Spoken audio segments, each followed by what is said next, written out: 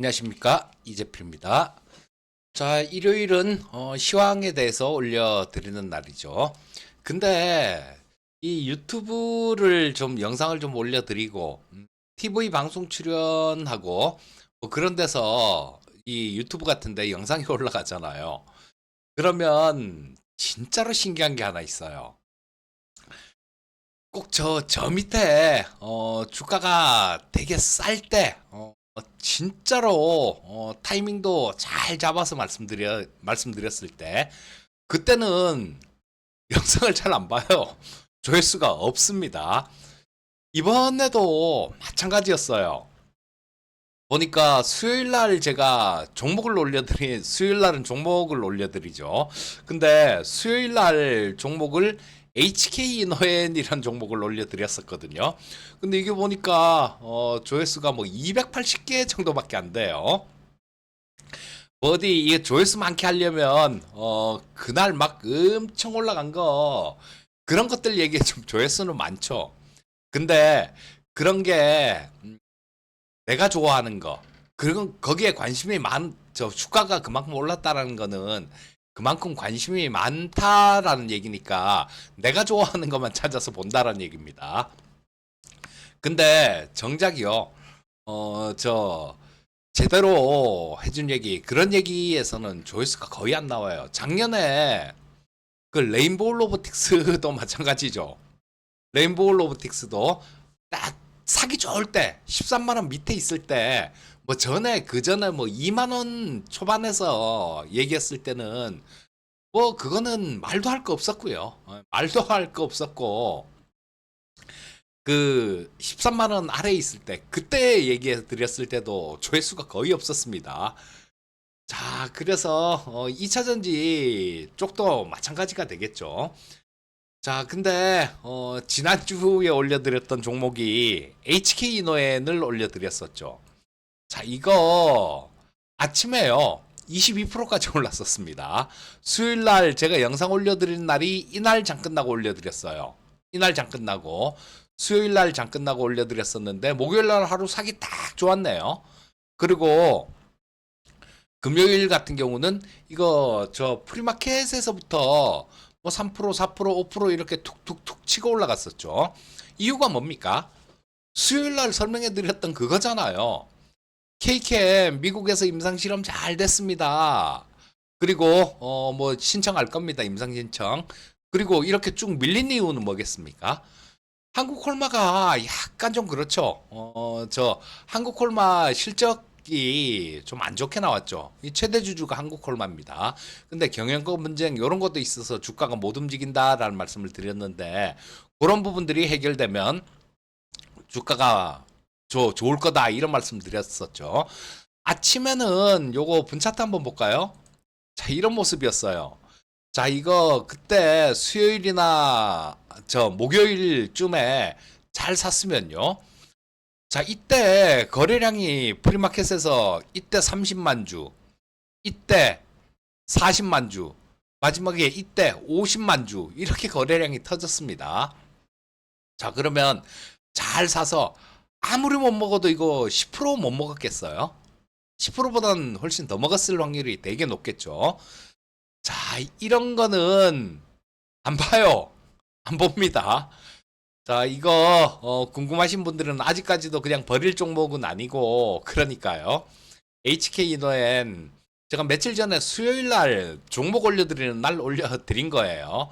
그러니까 그 영상 한번 잘 보고 연구 한번 잘 해보십시오. 뭐 금요일 같은 경우는 아침에 워낙 떴으니까 기관 외국인들 매도도 많이 나오고 그랬는데요.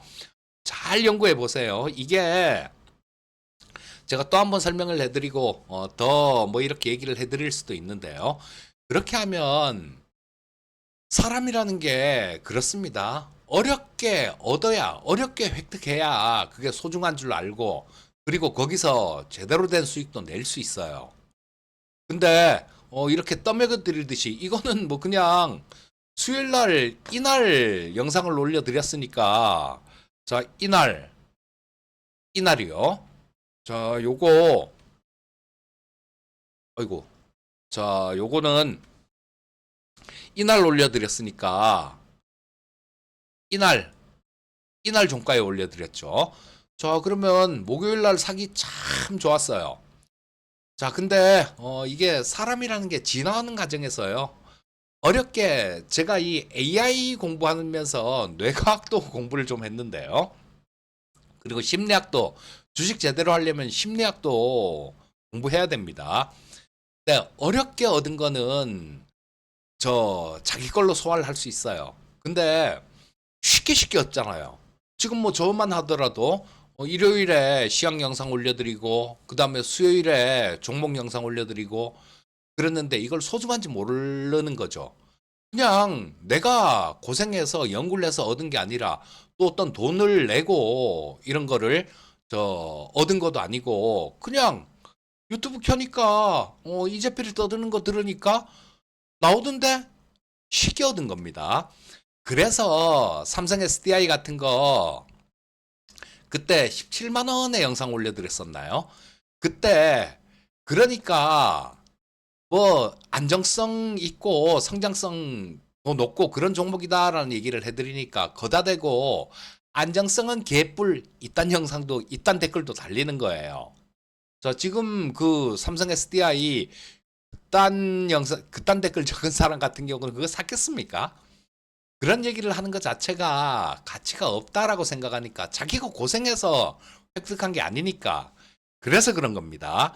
이 HK 이노엔도 마찬가지예요. 참 진짜 이러니합니다. 자, 이게 그래도 제가 구독자 뭐 이거 좀 늘리고 그러려고 애쓰지 않죠. 그리고 이 채널은 제 지인들 위해서 만든 지인들이 해달라 그래서 만든 채널이라서 뭐 이쪽에서 이 채널에서 수익 창출을 안 합니다. 즉 저는 이 유튜브 영상을 올려드리면서 10원 한 장도 버는 게 없어요. 오히려 영상 찍으려면 컴퓨터 켜고 뭐 전기요금 들어가죠. 오히려 마이너스라는 거예요. 저는 이쪽에서 1원도 안 나오니까 마이너스인 게 맞겠죠. 근데 뭐 저 만약에 매수하셔서 수익 보신 분 있으면 축하드리고요. 뭐 그런 분이 없으면 한번 잘 연구해 보십시오. 자, 일단 저 미국 시장부터 간략하게 좀 짚어보고 넘어가도록 하겠습니다. 자, 미국 시장 나스닥 쪽으로 기술주 위주로 또 상당히 좋았죠. 나스닥이 0.98% 정도 올라왔고 S&P 500이 0.78%, 그다음에 다우 지수가 0.47% 정도 상승했습니다. 뭐 이번 주에는 저 금요일에는 어떤 특별한 이슈로 작용할 만한 그런 부분들은 없었어요. 근데 시장이 이렇게 좋았다라는 거는 시장의 기조 자체가 좋은 상황이다. 이런 것 때문에 이런 모습이 나오는 거죠. 자, 근데 이번 주에 뭐 여러 가지 또 이번 주에도 뭐 스케줄 같은 것들 이런 것들이 있죠. 뭐 15일에는 알래스카에서 트럼프하고 푸틴이 만난다. 뭐 이런 얘기도 하고요. 그거도 그거지만 좀 중요한 경제 지표가 나오는 게 있죠. 그 부분을 좀 관찰해 봐야 될 것 같아요. 12일 화요일일 겁니다. 우리 시간으로. 우리 시간으로 12일 저녁에 지금 9일이죠. 토요일이니까 일요일이면 10일, 10일, 12일. 예, 맞네. 화요일이네요. 화요일 저녁에 미국의 CPI가 나옵니다. 미국의 CPI가 나오는데 이 CPI는 소비자 물가 지수죠. 자, 근데 요게 상당히 좀 중요할 것 같아요. 지금 그 고용 지표가 상당히 안 좋게 나왔죠, 미국이. 그러면서 지금 금리 인하에 대한 뭐 그런 기대감들, 요런 것들도 있는데요. 고용 지표가 되게 안 좋았음에도 불구하고 이 지수가 이렇게 올라가는 거는 이거 뭐 경기 침체로 가진 않을 거고 연준이 금리 인하를 할 확률이 굉장히 높아졌네. 그런 것 때문에 이렇게 올라가고 있는데요. 다시 한번 그 고용 지표하고 CPI 한번 볼게요. 자, 이 고용 지표 이것도 여러분들 그냥 쉽게 듣고 계시죠. 저는 이거 경제 지표들 이것들 나올 때마다 제가 하나하나 손으로 다 기록하고 다 정리하는 거예요. 다 기록하고 여기 나오는 거 전부 다 그렇습니다.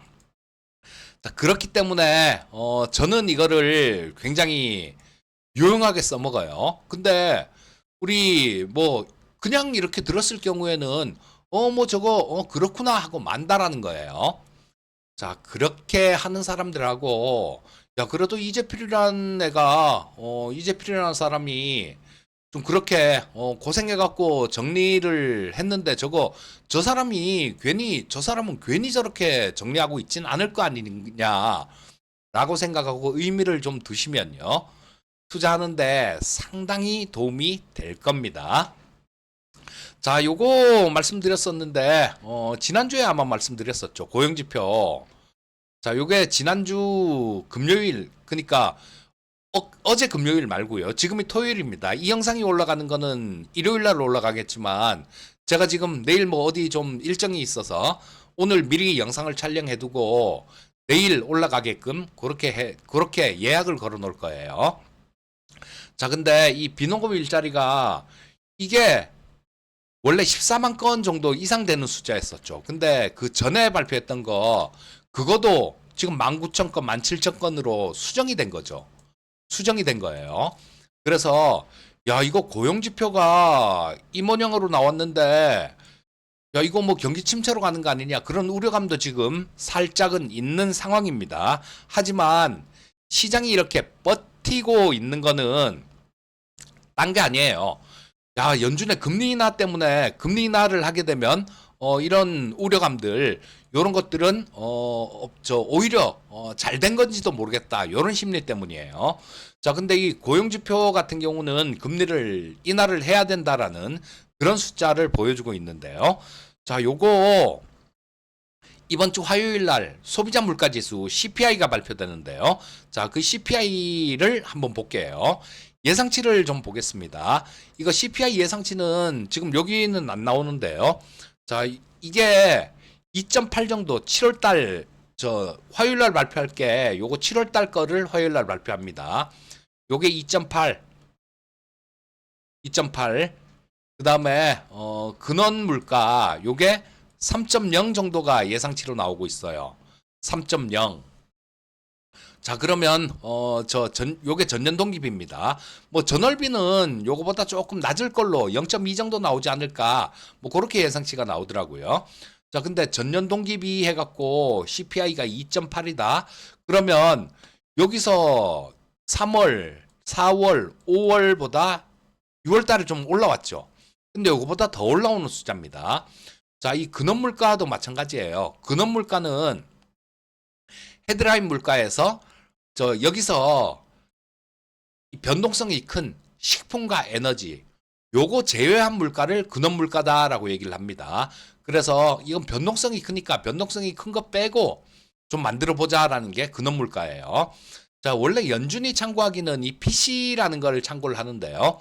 요거는 월 중반 정도에 나오고 요건 월 말에 나옵니다. 그래서 뭐 방향은 비슷하니까 그래서 CPI를 참고를 많이 하는 거예요.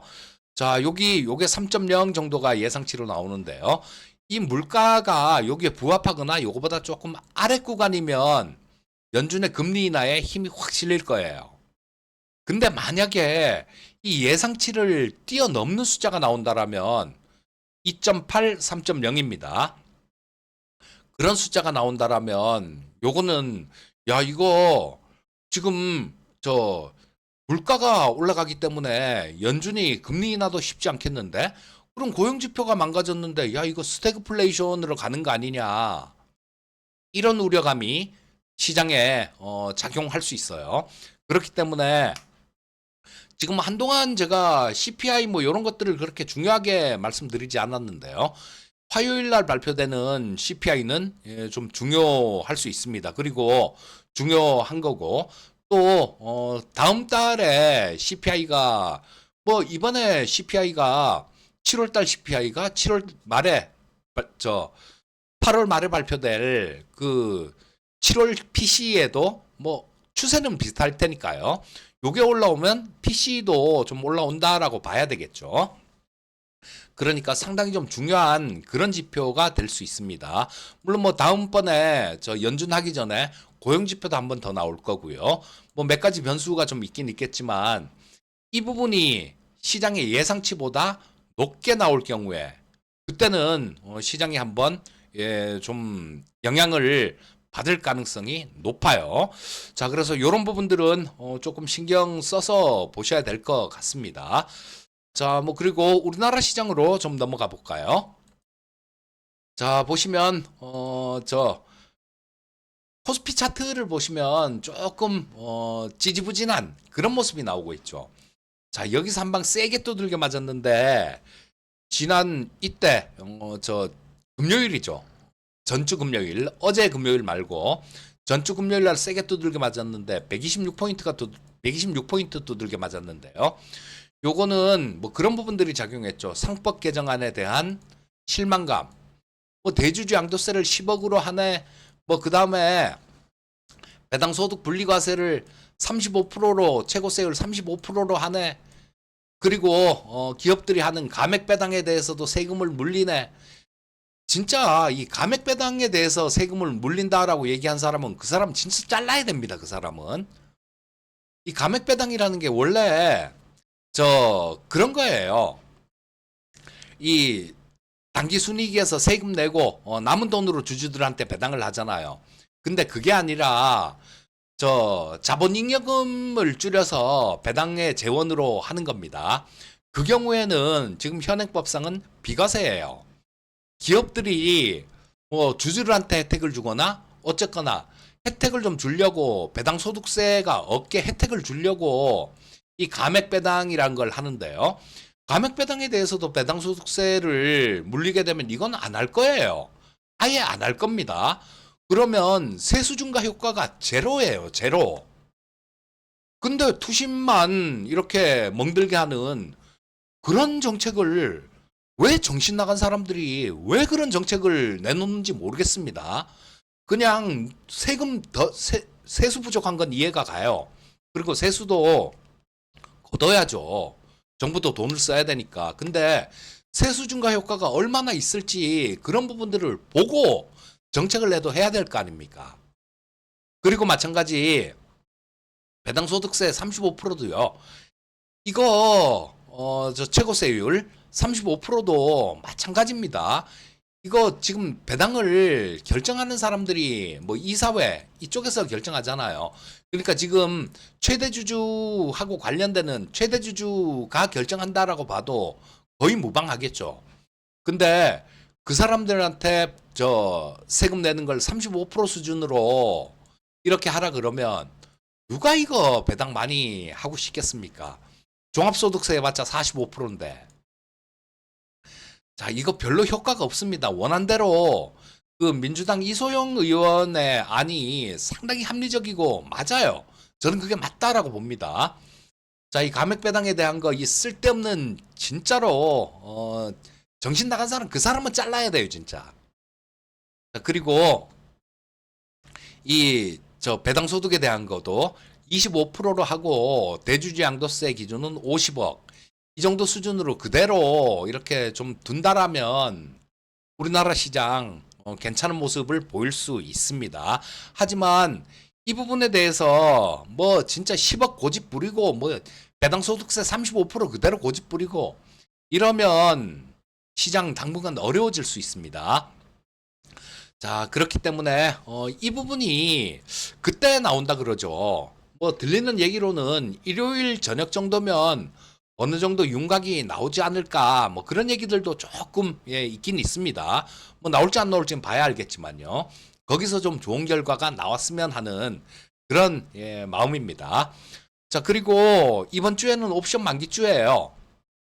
옵션 만기주인데 지금 현재 상태로는 주가 그렇게 크게 못 움직이는 그런 구조입니다. 자, 이번 목요일이 옵션 만기인데 이제 월, 화, 수, 목 4거래일 남았네요. 만기 당일 포함해서. 여기 보시게 되면 누적으로 보시게 되면 이 콜옵션, 풋옵션 전부 다 이들 외국인들은 양매도예요. 자, 보시면 콜옵션도 지금 누적으로 460억 정도 지난 7월 만기 끝나고 난 다음에 지금 8월물 시작하면서 지금까지 누적 순매도입니다. 한 463억 정도를 외국인들 콜옵션을 매도를 치고 있어요. 자, 풋옵션도 마찬가지 442억 정도를 매도 치고 있습니다. 옵션 시장에서 400억이면 400억 되면 상당히 큰 숫자예요. 자, 이거는 뭐 제가 가끔 설명해 드리죠. 매도하고 매수의 차이점을 가끔 설명해 드리는데, 매도 포지션은 재수 없으면요, 잘못하면 10배, 20배, 하다못해 진짜 100배, 1000배까지 물어줘야 되는 그런 경우가 생길 수도 있어요. 그래서 옵션 시장에서 400억이면 상당히 큰 겁니다. 물론 뭐 아주 특별한 경우에는 2천억씩 이렇게 매도 칠 때도 있긴 있었죠. 작년 8월 달에 외국인이 풋 2천억 매도 치는 거 보고, 야, 이거 저 주가 더 안 빠집니다. 이제 반등 나옵니다. 작년 8월 달에 하루에 코스피가 8% 빠지던 날이 있었죠. 코스닥 12% 빠지고, 그날 방송 출연해서 이런 얘기를 해 드렸었어요, 제가. 옵션 매도 포지션. 자, 그런 경우도 있지만 그거는 정말로 아주 극히 예외적인 경우고, 평상시에 400억 정도면 상당히 큰 그런 금액입니다. 지금 현재 포지션으로 봐서는 이 콜옵션도 매도고 풋옵션도 매도라는 거는, 이거 옵션은 시간 가치라는 개념이 있어요. 시간 가치라는 개념이 있어서 매도 포지션은 뭐 콜 매도 포지션 같은 경우는 주가가 오르지만 않으면, 즉 옆으로 기거나 떨어지면 수익이 나는 포지션이고, 풋 매도 포지션은 그 반대 포지션이죠. 양 매도 포지션이라는 거는 어느 한쪽 방향으로 급격하게 움직이지 않는다라면, 만기 전까지 급격하게 움직이지 않는다라면 수익이 나는 포지션입니다. 그래서 지금 뭐 미국 시장이 좀 나스닥이 또 사상 최고치가 나왔는데요. 우리나라 시장은 뭐 올라 출발할 가능성이 많겠죠. 만약에 뭐 내일 저녁에 그 세제 개편안 그 부분이 윤곽이 잡힌다는데, 거기서 뭐 어떤 얘기가 나오냐에 따라서 조금 달라질 수는 있지만요. 지금 현재로서는 상승 출발할 가능성이 되게 높습니다. 자, 그러면 이게 상승 출발해서 전고점을 돌파하고 쭉 치고 올라갈 수 있겠느냐?